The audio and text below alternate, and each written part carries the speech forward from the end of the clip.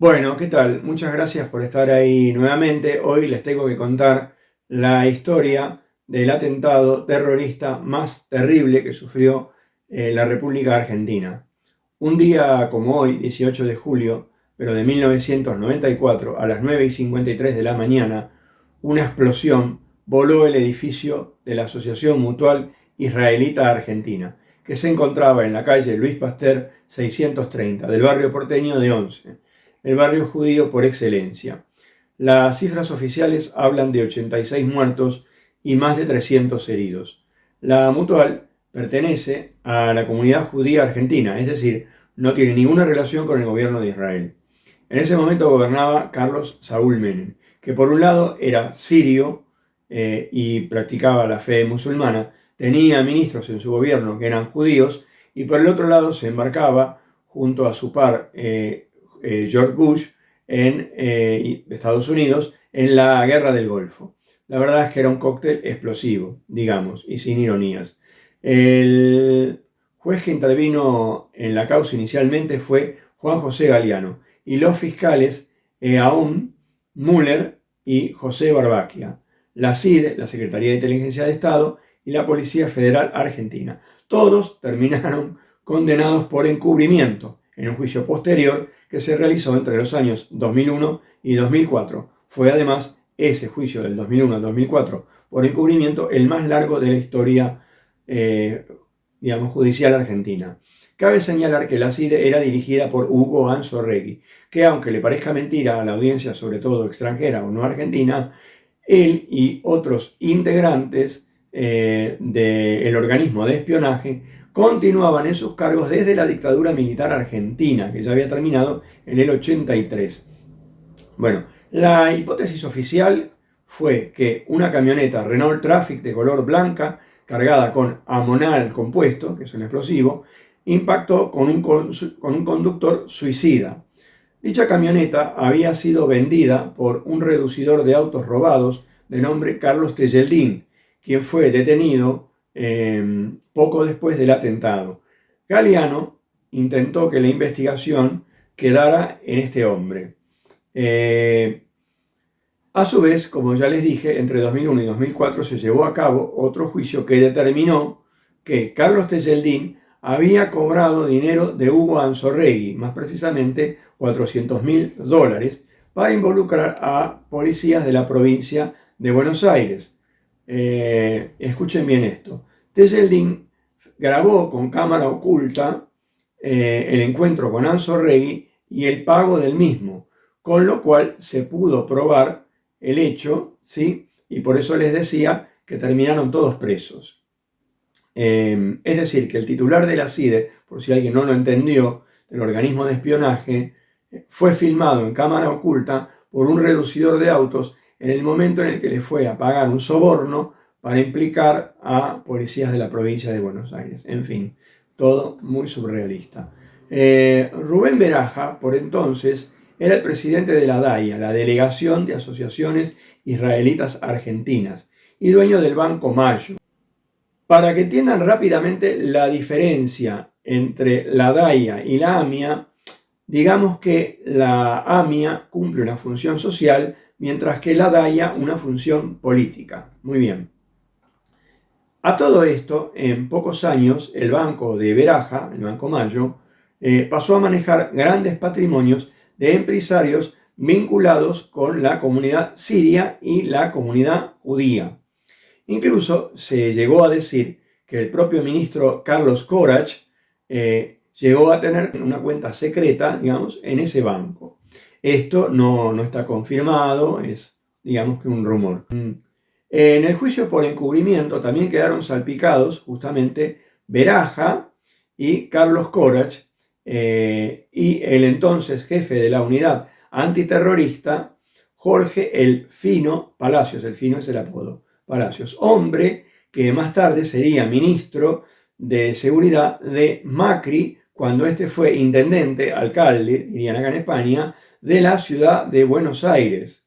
El Congreso creó una comisión de seguimiento de la investigación del atentado de la AMIA, que la presidió la por entonces senadora Cristina Fernández de Kirchner. Estamos hablando de comienzos de los años 2000. El presidente era Néstor Carlos Kirchner, también por cierto, ya en ese momento. La investigación entonces tomó un nuevo rumbo y comenzó a seguir la pista siria a través de la familia Canor-Edul, que había tenido excelentes relaciones durante el menemismo con todos los funcionarios del gobierno de Carlos Menem.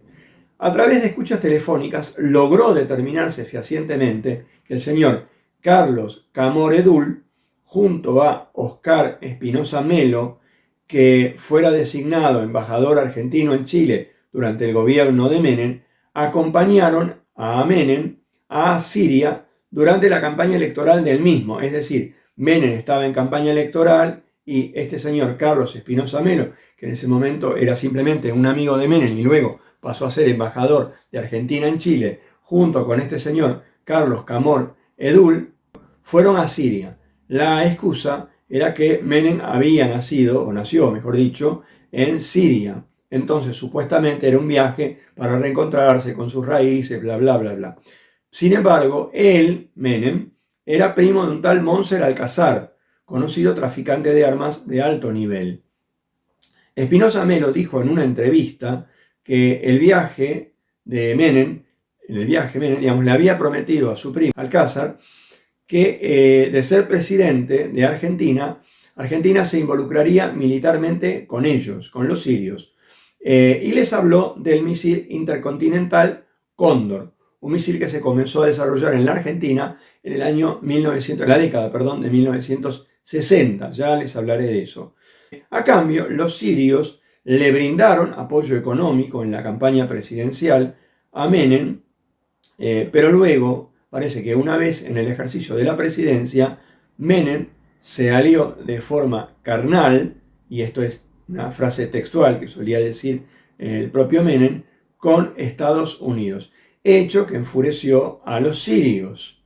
En medio de la investigación, Beraja, titular de la DAIA, como ya dije, y el nuevo fiscal Alberto Nisman viajan a Washington para recibir órdenes, digamos, del FBI y la CIA sobre cómo manejar la causa, es decir, qué pistas se podían seguir y cuáles no.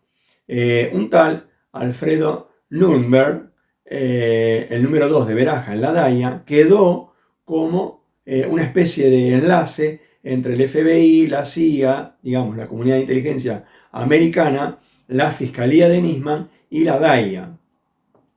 Un detalle importante es que el fiscal Alberto Nisman jamás investigó la pista siria, o sea, la pista siria murió en el momento en el que Nisman se hizo cargo de la causa. Nunca indagó a Beraja, ni a Corach, ni citó de testigo a Espinosa Melo, ni a nadie de la comunidad siria, de los que estuvieron, digamos, implicados según la pista, ¿no? Hoy, y escuchen bien esto, la teoría más fuerte, digamos la que tiene más firmeza, es la siguiente.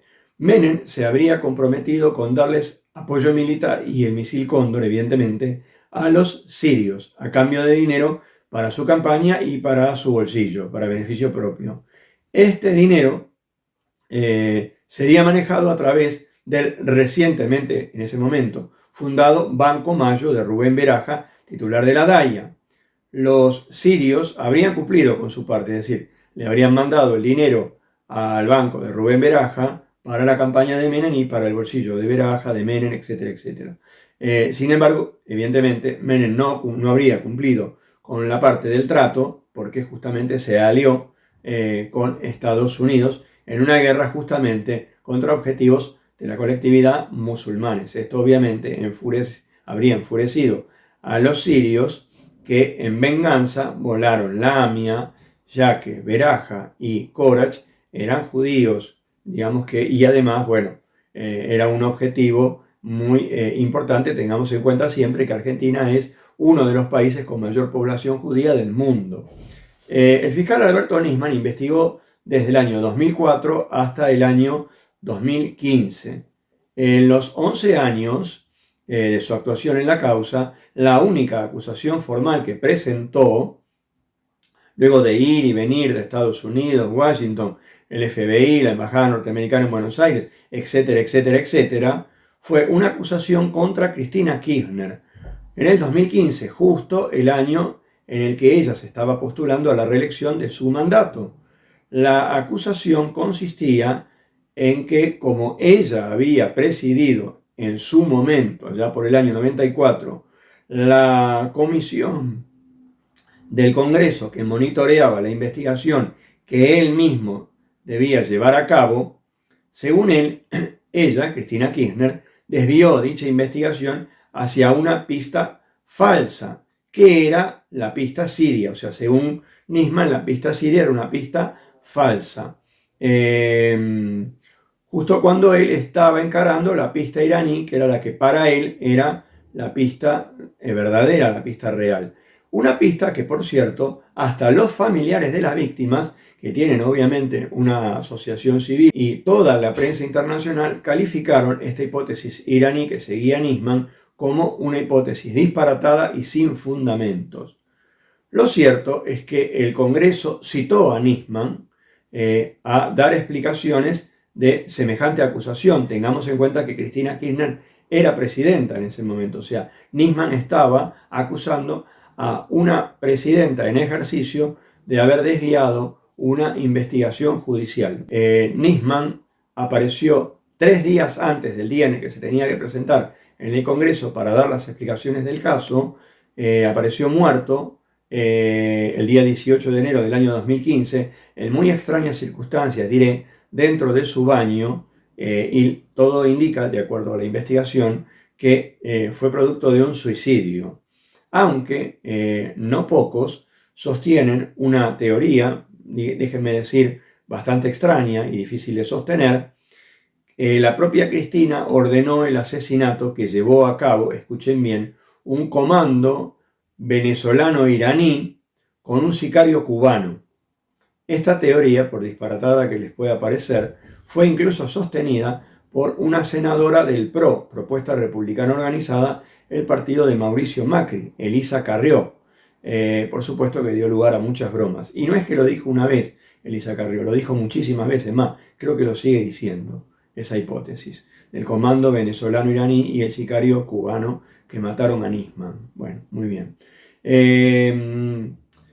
Este episodio, a su vez, dio lugar a un nuevo juicio, en este caso para determinar la muerte del fiscal Alberto Nisman, con lo que se suman 3 causas judiciales: la causa del atentado, la causa del encubrimiento y la causa de la muerte de Alberto Nisman. Muy bien. Vale la pena decir que hasta el día de la fecha no hay ninguna prueba firme que vincule a la ahora expresidenta Cristina Kirchner con la muerte del fiscal Alberto Nisman. Volviendo a la causa AMIA, y para ir cerrando, diré que, bueno, esto fue solo un pantallazo, obviamente. Estamos hablando de una de las causas más complejas de la historia argentina, de la cual hoy se cumplen 30 años y lamentablemente se sabe bastante poco. Hay más dudas que certeza. Los que fueron condenados, Tejeldín, Anzorrey, etc., ya están todos en libertad porque las condenas eran de entre 10 y 15 años, están todos libres. Y déjenme decir, y con todo respeto, sobre todo para los familiares de las víctimas, que yo la verdad es que creo que nunca se va a saber la verdad de la causa AMIA. Yo creo que es algo así como el caso Kennedy argentino. Les recomiendo leer el libro del periodista y gran amigo mío, Daniel Schnittman. Lo buscan en las redes sociales. Pueden también buscar en las redes sociales La Voz y la Opinión para ponerse en contacto con él por mensajería privada para conseguir el libro que escribió, que es realmente uno de los mejores, si no el mejor libro que se escribió. Y también les recomiendo que vean la serie Yossi, el espía arrepentido, que está en la plataforma Amazon Video. Esto fue todo desde Hago Periodismo, el canal al que te tenés que suscribir ya mismo. Muchas gracias, hasta el próximo video.